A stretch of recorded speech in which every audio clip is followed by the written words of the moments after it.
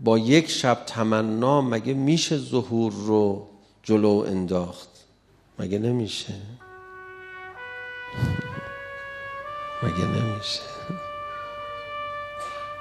از کی تا حالا خدای شما انقدر نامهربون شده؟ مگه نمیشه؟ همیشه کنار گود بودیم مگه نه؟ نرفتن امام حسین رو یاری کنن ها؟ دیدی؟ یه عده‌ای رفتن خوش به حالشون، یه عده‌ای امیرالمومنین رو تنها گذاشتن. چقدر آدمای بدی بودن. خوش به حال اونایی که رفتن علی رو یاری کردن. این دفعه دیگه تو خودت وسط گودی.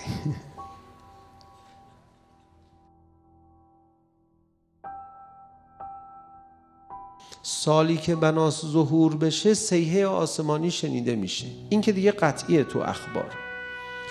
بعد فرمودن این صیحه تو ماه رمضان شنیده میشه، اینم تقریبا قطعیه.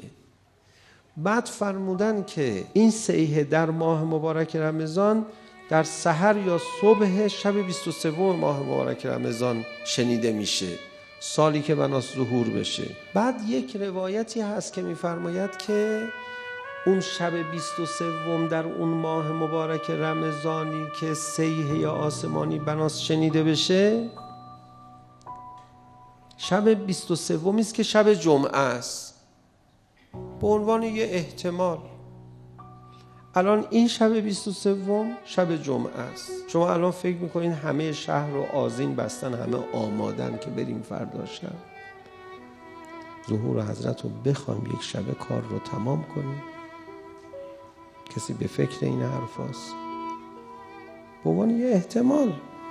خب وقتی که میخوان در ما تمنا ببینن، باید با همین علامت‌های کوچیک که میفرستن ببینن در ما ولوله ای ایجاد میشه؟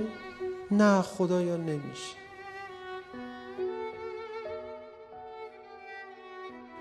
خدا دیگه رحمت واسعه خودش رو وقتی آدم لایق باشه در قرآن کریم فرمود جاری میکنه برای آدم.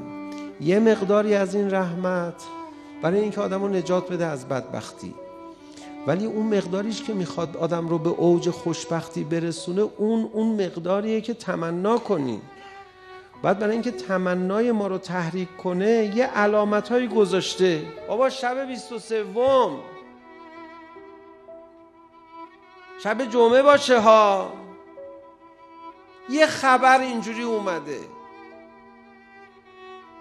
شما فکر از الان بیابونها رو فرش مردم پهن کردن، فردا شب مهمیه. ما باید بریم آقامون رو برگردونیم. قوقا کنید فردا شب. حداقل یه بار به هم دیگه بگیم وای اگر فردا شب منادی ندا سر نده. میشه ما فردا شب سر بلند بشیم، اونایی که مسخرمون میکردن بگیم دیدی آقامون اومد، دیدی همه دنیا دارن تلاش میکنن آقاتون نیاد، شما هم یه تلاشی بکنید آقاتون بیاد، شما هم یه تلاشی بکنید آقاتون بیاد. با یک شب تمنا مگه میشه ظهور رو جلو انداخت؟ مگه نمیشه؟ از کی تا حالا خدای شما انقدر نامهربون شده؟